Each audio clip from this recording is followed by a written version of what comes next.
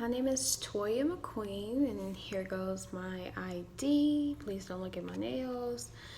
My name is Toya S. McQueen. The first question is, what are your thoughts on the Michael H. versus Gerald D. case? My thoughts are, I completely understand that the biological father will want to come back into his child's life, and especially if the paternity has been proven that that is exactly his child. So I don't blame him for that at all. However, I wish the mother would have been a lot more open about the situation and just said exactly who the father was. And it could have, prevented a lawsuit and some other things as well. The so that sums up my thoughts about the case. The next question is, do you agree or disagree with the Supreme Court's holding? Explain. Unfortunately, I believe I do have to agree with the Supreme Court's holding, simply because the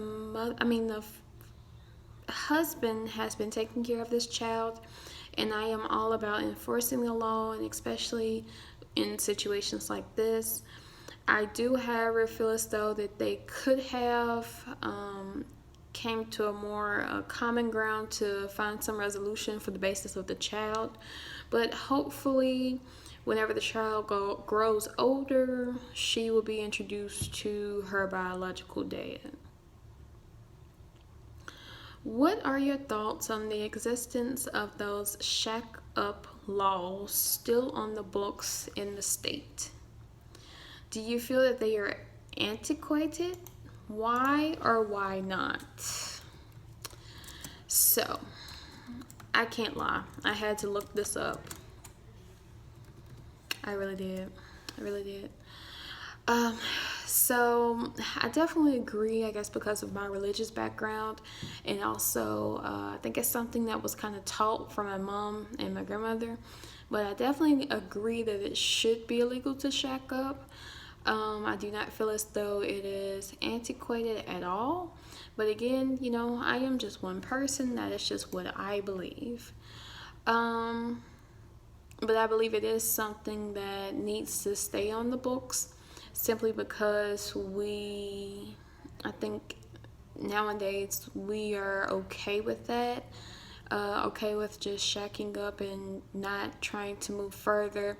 And especially if you have kids, I definitely feel as though you need to go ahead and get married, because shacking up allows for you to just leave the household without any problems or any issues, and the children are without the father that they've had for the longest, or the mother that they've always known, and that's it.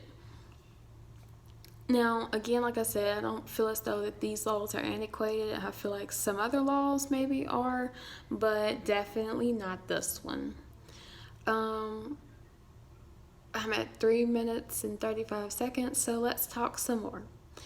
Going back to the Michael H. and Gerald D. case, I just really dislike when biological parents come back all of a sudden.